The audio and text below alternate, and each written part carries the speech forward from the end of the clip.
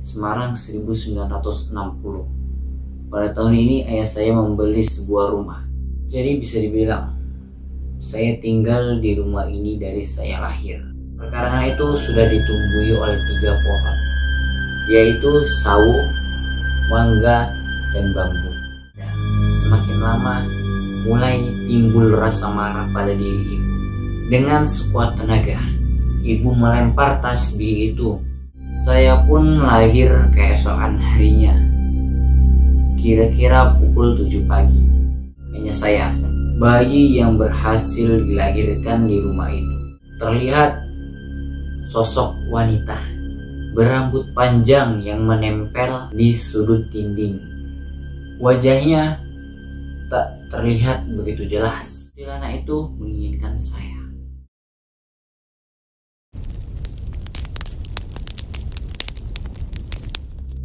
Tahun pun berlalu. Saya mulai tumbuh dewasa. Tapi yang anehnya di sini, saya tidak memiliki seorang adik. Ibu pernah hamil beberapa kali, tapi ibu selalu saja keguguran. Saya masih belum mengetahui cerita tentang hal ini. Kami masih hidup bersama nenek. Tentu saja saya adalah cucu kesayangan nenek. Walau beliau orang yang galak, tapi saya sangat dekat dengan dia. Sekarang beliau sudah sangat begitu sepuh. Beliau juga sering sakit-sakitan. Dan terjadi pada suatu malam yang merubah hidup saya. Waktu itu nenek sedang tidak enak badan dan menyuruh saya untuk tidur bersama dengannya. Saya tidak curiga karena memang ketika nenek saya sakit, saya sering menemani beliau. Waktu itu kami tidur seperti biasa. Nenek tidur di atas ranjang dan saya menggelar kasur di bawah. Kami tidur dengan nyenyak pada saat itu, sampai saya terbangun oleh ketukan pintu. Suaranya seperti ibu. Yang herannya, kenapa ibu tidak langsung masuk, batinku.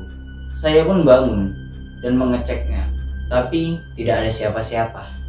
Saya tengok ke kanan dan ke kiri. Saya pun berjalan menuju dapur, tapi tampak sepi, sampai saya melihat ibu berjalan menuju ke dapur. Oh, mungkin saja ibu membutuhkan bantuan saya. Saya pun berjalan menuju dapur, tapi sampai di sana tidak ada siapa-siapa, sepi, bahkan pun lampunya yang mati. Saya berpikir, siapa yang berjalan menuju dapur tadi?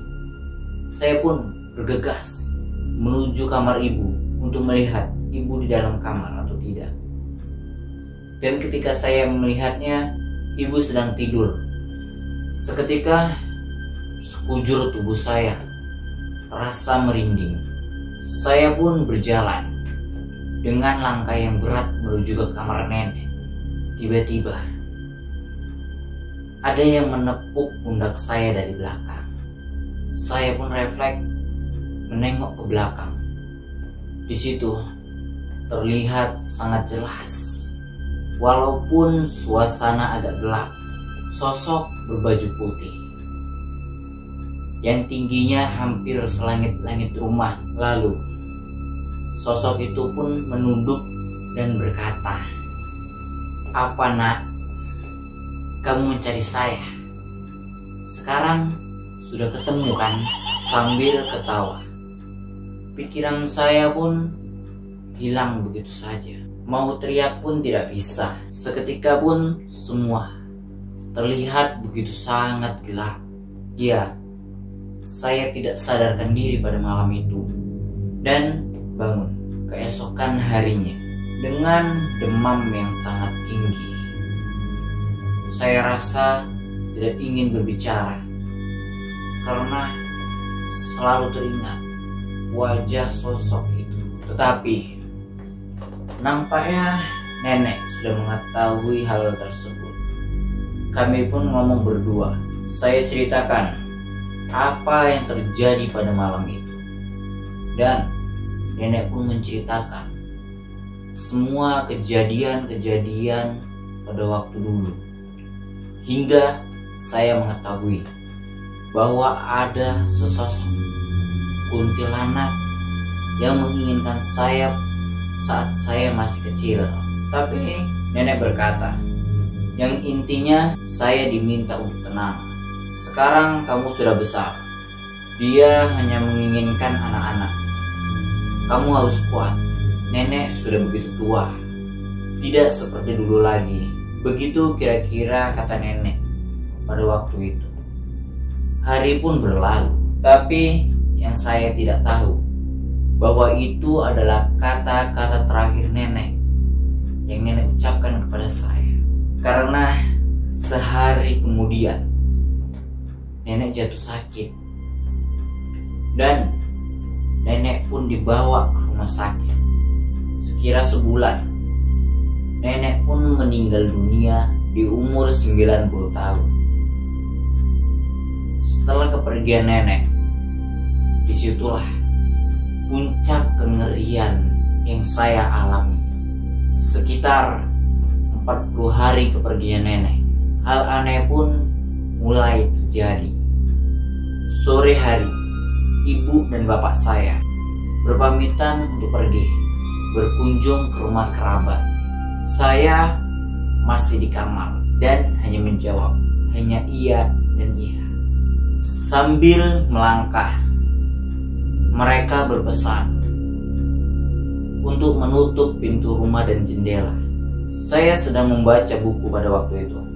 Sampai tidak terasa waktu mulai maghrib. Saya yang memang takut memutuskan untuk pergi sementara ke rumah tetangga dan akan kembali ketika mereka pulang ke rumah. Tapi sebelum itu, saya harus menutup pintu dan jendela. Saya tutuplah tuh pintu belakang dan jendela-jendela dengan sangat tergesa-gesa. Dan sampailah di jendela orang tua saya yang memang pada saat itu belum ditutup. Tapi ketika saya masuk, saya benar-benar kaget karena saya melihat ada ibu yang berdiri di situ. Ibu sedang duduk di depan cermin, tapi raut wajahnya tidak terlihat begitu jelas karena waktu sudah mulai maghrib. Di situ saya tidak jadi masuk. Saya berpikir bahwa itu adalah bukan ibu. Saya pun langsung berlari keluar rumah. Sampai sekitar pukul 8, ayah dan ibu pun menjemput saya. Setelah itu, saya pun tidak menceritakan semua kejadian yang barusan saya alami kepada kedua orang tua saya. Karena saya tidak ingin melihat mereka gelisah dan berpikiran yang macam-macam. Seperti kata nenek, saya harus menjadi wanita yang kuat. Walaupun sebenarnya saya sudah mulai tidak betah untuk tinggal di rumah. Selang beberapa hari, saya pun mulai mendengar suara anak ayam di sekeliling rumah saya. Sudah aneh memang, karena kami memang tidak pernah memelihara ayam. Saya tidak ambil pusing. Saya pun langsung tarik selimut dan langsung bergegas tidur. Tapi di tengah malam, lagi-lagi saya terbangun oleh suara ketukan pintu dari pintu kamar. Saya diam saja, tapi ketukan itu seketika pindah ke arah jendela. Ya memang pada saat itu jendela itu terletak di atas kepala saya. Saya pun yang ketakutan bersembunyi di balik selimut. Tetapi suara ketukan itu masih saja terus terdengar. Di situ tentu saja saya tidak bisa tidur dan saya mendengar suara pintu yang terbuka. Saya yang melihat dari balik selimut, melihat seseorang masuk ke kamar saya. Karena memang lampu sengaja saya tidak matikan. Terlihat sebuah bayangan hitam. Saya merasa itu bukan ayah dan ibu. Sosok itu pun semakin mendekat. Saya yang ketakutan langsung memejamkan mata dan berdoa sebisa saya. Dan terasa seperti ada yang mengelus-ngelus badan saya. Walau masih dalam berlapis selimut, elusan tangannya terasa sangat kasar. Saya sama sekali tidak bergerak, dan keringat pun mulai bercucuran. Sambil terus berdoa, perlahan sosok dan elusan itu pun menghilang. Saya yang takut menguatkan diri untuk menarik selimut dan melihat itu. Tapi ketika saya melihat, yang anehnya tidak ada siapa-siapa. Tapi di situ perlahan pintu mulai tertutup, sambil terdengar suara ketawa yang lirih. Seketika suasana begitu hening. Saya pun bangkit dari tidur saya untuk mengunci pintu kamar. Tapi seketika pintu itu terbuka dan langsung terbanting sangat kuat hingga membangunkan ibu dan bapak saya. Beberapa saat bapak datang memeriksa saya dan menanyakan ada apa. Saya pun menangis dan menceritakan apa yang terjadi pada saya. Malam itu pun saya tidur bersama ibu dan bapak saya, walaupun saya tidak tidur hingga menjelang pagi. Keesokan harinya saya pun demam. Disitulah akhirnya kami menceritakan semua yang terjadi. Karena memang setelah nenek meninggal, kami pun diganggu oleh sosok kuntilanak itu. Akhirnya bapak dan ibu pun berembuk untuk mencari solusi akan hal ini. Dan bapak teringat oleh teman nenek yang sesama seorang kejawen. Dan bapak pun langsung mendatangi orang itu. Namanya Eyang Jiwo. Singkat cerita, beliau pun datang ke rumah. Orangnya kalem, bahasa Jawanya halus, perawakannya juga ramping, dan tatapannya sayu. Saya sempat meragukan karena karakternya sangat berbeda jauh dengan nenek yang sangat galak dan tatapannya tajam. Tetapi ternyata saya salah. Di situ Eyang Jiwo berkata, waktu dulu Mbak Suratmi pernah bercerita kalau di rumah ini ada penunggunya. Kami pun ngobrol dengan panjang lebar. Tetapi Eyang Jiwo memotong pembicaraan dengan meminta air serta sapu lidi. Lalu beliau mengajak kami ke belakang rumah. Eyang mulai menyapu di bawah 3 pohon itu. Kami masih bingung dengan Eyang Jiwo, sedang apa sebenarnya beliau. Lalu Eyang menyuruh kami untuk mendekat, menyuruh kami untuk menuang air di bawah pohon sawo. Beliau menyuruh bapak untuk mengambil sebuah cangkul dan menyuruh bapak menggali di tanah yang tadi telah disiram air. Bapak pun mulai menggali sampai kira-kira kedalamannya selengan orang dewasa. Dan yang ditemukan di dalam lubang itu terdapat 7 buah serit putu. Dan ibu masih ingat, itu adalah serit ibu yang dulu hilang. Dulu serit itu diletak di samping bantal saya ketika saya masih bayi bersama gunting dan pisau kecil.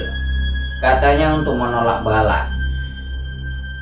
Tetapi ketika serit itu diletak di bantal saya, serit itu hilang dan ibu membeli lagi dan kemudian hilang lagi. Sungguh tidak masuk akal. Serit itu diambil oleh kuntilanak itu, kata Eyang Jiwo. Dikumpulkanlah tuh serit itu, dan Eyang Jiwo menyuruh bapak untuk menggali lebih dalam, dan ditemukan lagi gumpalan rambut yang berbau busuk. Eyang Jiwo pun membentangkan rambut itu, karena rambut itu panjangnya hampir 3 meter, agak gimbal, dan baunya sangat begitu busuk. Mbah Jiwo pun meletakkan serit itu di samping rambut tadi, dan beliau pun mengajak kami untuk masuk ke dalam rumah. Dia pasti akan marah, kata Eyang Jiwo, tapi hal itu harus kita lakukan sembari menunggu malam. Eyang Jiwo pun terus bercerita tentang nenek saya. Kata beliau, sebenarnya nenek saya mampu untuk mengatasi hal ini, tapi nenek saya tidak tega, karena menurut kepercayaan Jawa, mereka yang tidak terlihat juga memiliki kehidupan. Jika kita bersinggungan dengan mereka, lebih baik jauhi saja. Jadi yang selama ini nenek lakukan hanya menahan agar kuntilanak itu tidak mengganggu. Tapi sepeninggalan nenek, sosok itu pun mengganggu karena dirasa tidak ada lagi yang bisa menahannya. Begitulah penjelasan Eyang Jiwo. Ini sudah melampaui batas, jadi harus ditindak, kata beliau. Singkat cerita, malam pun datang. Eyang Jiwo pun melakukan pemindahan, tapi Eyang Jiwo tidak sendirian. Beliau bersama dengan Mas Punggi, yaitu keponakan Eyang Jiwo. Ritual pun dilakukan di depan 3 pohon itu.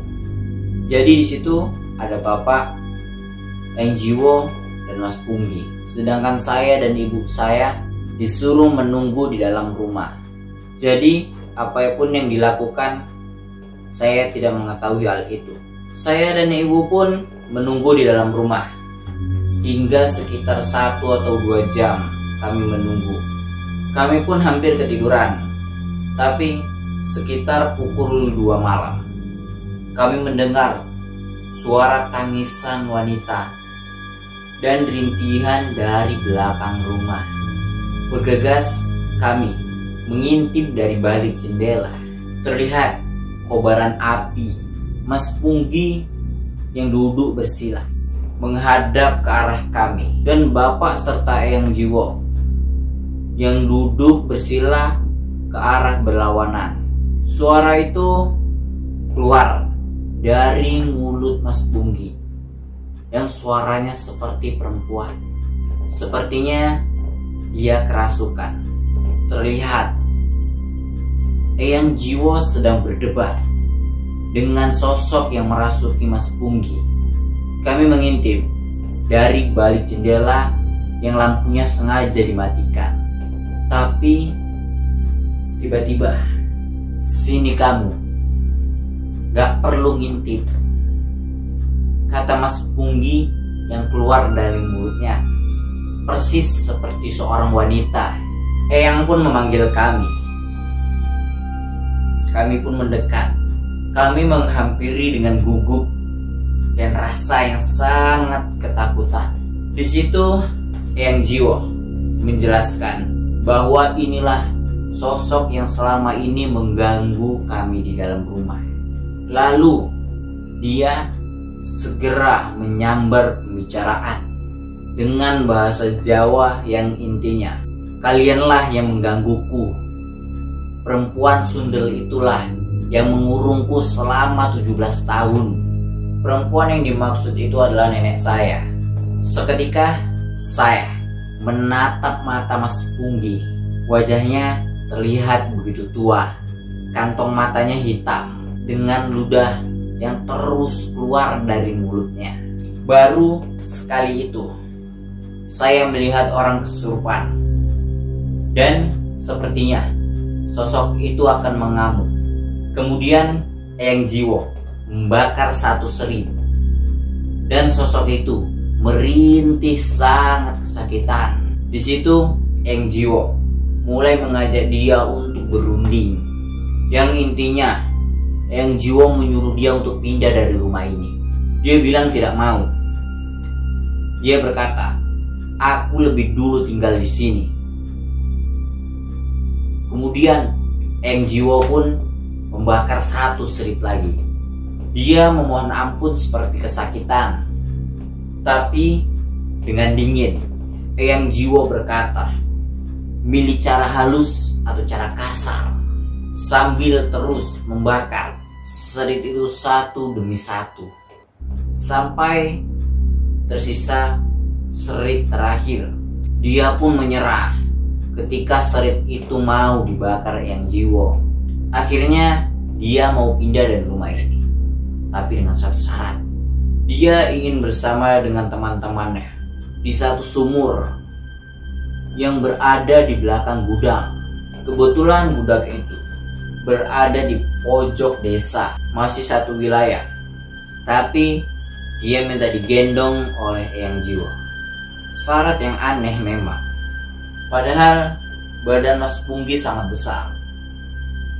Tapi Eyang Jiwo menyanggupi hal tersebut dengan sebuah janji. Aku akan menyimpan serit dan rambutmu dan akan kuwariskan dengan anak cucuku.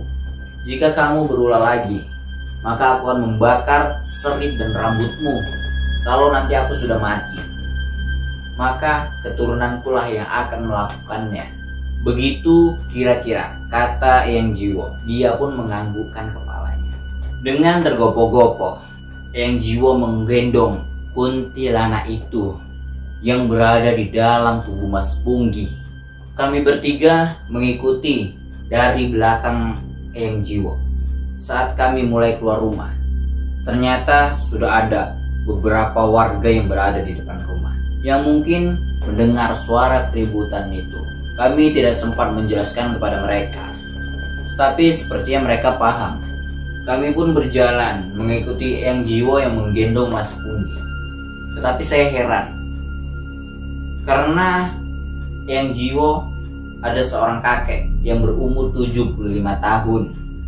Tapi beliau terlihat seperti tidak keberatan menggendong beban yang sebesar itu.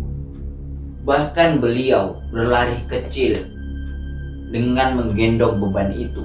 Akhirnya sampailah di sumur bekas gudang itu. Eyang pun menurunkan Mas Punggi dan berkata, Sudah sampai, cepatlah pulang. Pulanglah kamu, kata Eyang Jiwo. Sosok di dalam Mas Punggi itu pun diam sejenak dan menangis terseduh-seduh, benar-benar mengeluarkan air mata. Intinya dia meminta maaf kepada keluarga kami dan menjelaskan satu hal. Intinya dia sangat menyukai anak bayi atau anak-anak kecil, tetapi dia tidak memiliki kemampuan untuk merenggutnya, apalagi merawatnya. Soal dulu dia pernah berkata kepada nenek saya bahwa dia ingin merawat saya. Itu hanya sebatas sebuah ungkapan.